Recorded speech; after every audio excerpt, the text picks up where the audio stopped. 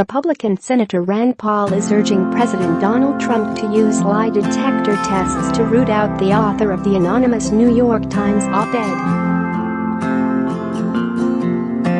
If you have a security clearance in the White House, I think it would be acceptable to use a lie detector test and ask people whether they are talking to the media against the policy of the White House, he said Thursday on Capitol Hill. I think it's not unprecedented for people with security clearances to be asked to whether or not they were revealing things against the law under oath, and also by lie detector.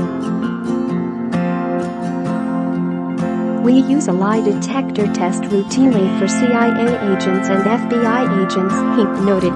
He also said it could be a danger to the country if the author was releasing classified information. This could be very dangerous if the person who is talking to the media is actually revealing national security secrets.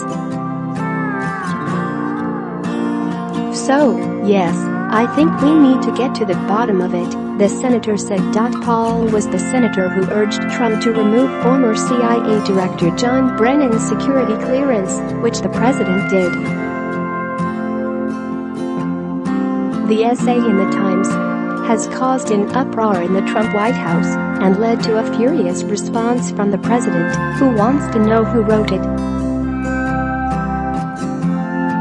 Share this article. Share. Melania Trump, Vice President Mike Pence and every cabinet member has denied being the author of the piece that outlines a conspiracy by White House staff to keep Trump from causing harm to the country, and revealed discussions about invoking the 25th Amendment to remove him from office. Trump himself has called the writer gutless and called on the newspaper to release the identity in the name of national security. Does the so-called senior administration official really exist, or is it just the failing New York Times with another phony source? Trump tweeted hours after the newspaper published a brutal opinion essay that the newspaper said was written by one of his senior-level appointees.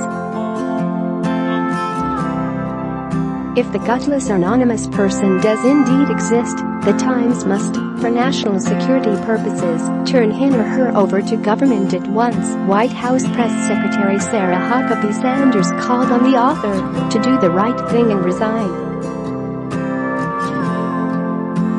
In an online introduction, the Times says the author's identity is known to us and the person's job would be jeopardized by its disclosure. We believe publishing this essay anonymously is the only way to deliver an important perspective to our readers. The essay describes a quiet resistance that by its nature has remained secret but isn't designed to bring Trump down, only to curb his worst impulses. Ours is not the popular resistance of the left, the author writes. We want the administration to succeed and think that many of its policies have already made America safer and more prosperous. But we believe our first duty is to this country, and the president continues to act in a manner that is detrimental to the health of our republic.